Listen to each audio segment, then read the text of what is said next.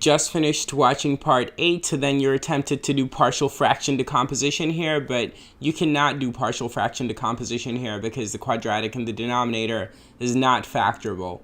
So what we're going to do is complete the square on the quadratic in the denominator.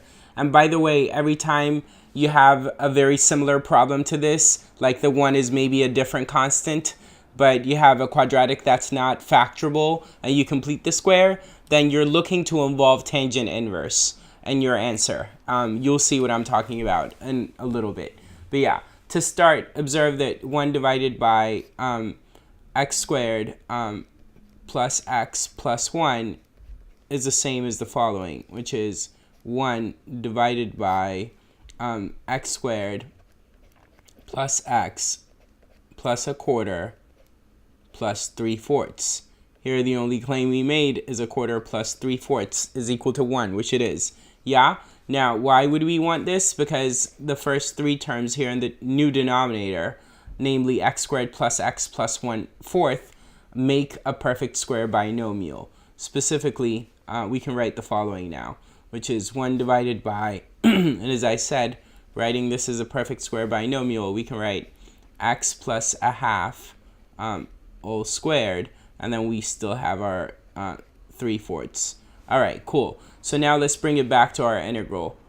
So now what we're saying is, since this is equal to this, we can rewrite our integral as follows. And I'm going to do one extra thing so that we've made progress from where we left off, which is I'm going to rewrite this in the following form now, which is 1 divided by, and it's going to be 1 divided by, and it is 2x plus 1 divided by 2 all squared. And all I did is get a common denominator between x and a half, right? Inside of the parentheses, that's all I did. Plus 3/4, right? And then, of course, I need my dx. Okay, cool. Now, notice that if I use my exponent rules there on that part, I have 2x plus 1 to the second, and then divided by 2 to the second. 2 to the second is 4, so I have this thing basically with a denominator of 4 if I were to split it as a numerator and a denominator, right? Okay, cool. So keep that in mind, because in my next step, I'm going to use that. So then we're going to say that our integral in our next step is the same as the following, which is dx divided by, and then I'm going to take out a 3/4. And when I do, I can write 2x plus 1 to the second power, and then divided by, it would have been divided by 2 to the second, which is 4, but I took out the 4, so it's right there. So I no longer have divided by anything, right? Well, no, sorry, I don't have a divide by 4, but I will have to have a divide by something, which is, although I had a 4 here that I took out here, and therefore I'm not going to write, I didn't have a 3 here. So to make up for the lack of 3 there, because we did take out a 3 and writing 3/4 in front of this whole thing, right? So because we didn't have a 3 there, we're going to make up for it by writing over 3. Yeah? Cool. So if you distribute here, now you should have the same thing as that. But of course, we need that back also. So we're going to write plus 1. And this giant parenthesis that I opened there is now going to be closed. And we will have what we already had before. Okay. So now this is the same as this is what I'm saying. Yeah? Cool. You can check.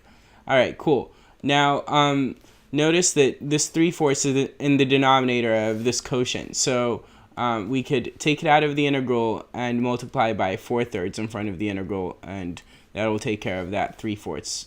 So we have 4/3 and then integral, and then we have dx and then divided by. And here, what I'm going to do is I'm going to write the 3 in the denominator as √3 and then square it. That way I can put that whole thing on in parentheses and then just square the whole thing. So I could write 2x plus 1 divided by √3 and then all squared. Yeah? Cool. and then I still, of course, have plus 1, and that's good. Okay, good. Now I'm gonna need to make some room, so I'll delete here and here, and slide what we have here as like the latest version of our integral, right? Okay, cool. And it should be pretty clear what I'm gonna do next, and it's use substitution. Specifically, we're gonna say that u is equal to, and let's do it in blue. So we're gonna say u is equal to 2x plus 1 divided by root 3, so that, as I said earlier, we will in here have 1 over 1 plus u squared, which is going to be tan inverse of u, right? So long as dx was able to turn into du as well, and it's going to. In fact, we're going to do that in this piece, which is create a relationship between du and dx.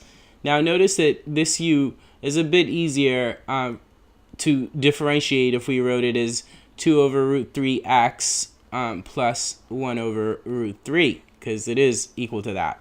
So then now du is easily seen as 2 over root 3 dx. And so then dx is equal to root 3 over 2 du. Nice. So we got a replacement for dx, and this is now u, so we're ready to translate our integral in terms of u. So then we can write our integral is now equal to 4/3, and integral of dx, as I just said, is root 3 over 2 du. So we have that, and then divided by, all of this divided by u squared plus 1. Cool. At the finish line, guys. So we have 4/3 times root 3 over 2 multiplying our integral, right? And then our integral, and the rest of it now is simply du divided by u squared plus 1, or 1 plus u squared, even more familiar, right? Okay, cool.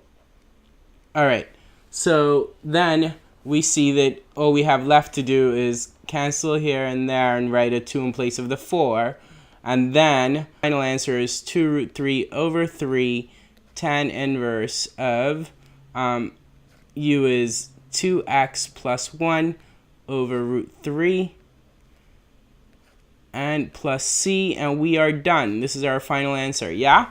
Cool. All right, keep watching. Take care.